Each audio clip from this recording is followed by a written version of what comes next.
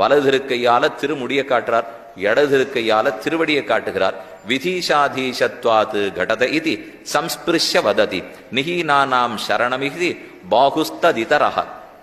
ஒரு திருக்கையாலே ஓ விதீஷாதீஷத்வாத் கடத இதி, விதி ஈசன் பிரம்மா சிவன் இவர்கள் இருவருக்கும் நானே நாயக்கன் நானே நாயக்கன், முழுமுதற் கடவுள் நானே என்னது வலது திருக்கையாலே நீண்ட கிரீட்டத்தை தொட்டு காட்டுகிறார். எப்பவுமே பெரிய பெருமாளை சேவிச்சு பாருங்க, ரொம்ப திருவாபரணம் அது இதெல்லாம் சாத்திக்கவே மாட்டார். அவருக்கு எப்பவும் இருக்கிறது இத்தனை எண்ணிக்கையில ஸ்வரண ஆபரணம், அவ்வளவுதான். அதுவும் இல்லை, இப்ப களைஞ்சு விட்டார். நிகு நிகு நிகுன்னு ஸ்னிக்தமா கருத்த வர்ணத்தோட என்ன தைலக்காப்பு புனுகு சட்டத்தை சாத்தி கொள்ள வேண்டுமோ அத்தியுதமான சேவை. ஆனா என்ன ஒண்ணும், அவர் திருவடி சேவை இல்லாத அந்த 2 பொழுது இருக்கும் இல்லையோ, வருஷத்துக்கு 2 தரம், அப்ப ஊரே தவிக்கும். பெருமாள் திருவடி சேவிக்கலையே, திருவடி சேவிக்கலையேன்னா திருவடி பக்கம் நின்று தான் நாம சேவிக்க வேண்டியதே. திருமுடி பக்கம் துரியோதனனுடைய பக்கம், அது நம்ம பக்கம் இல்லை. திருவடி பக்கம் தான் அர்ஜுனனுடைய பக்கம், நம்முடைய பக்கம்.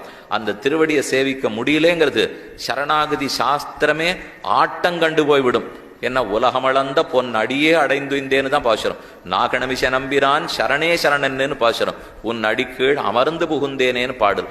லோகவிக்ராந்த சரணோ சரணந்தே அவர்ஜம் விபோகோ. அதனால திருவடி தரிசனம் ரொம்பவே முக்கியம்.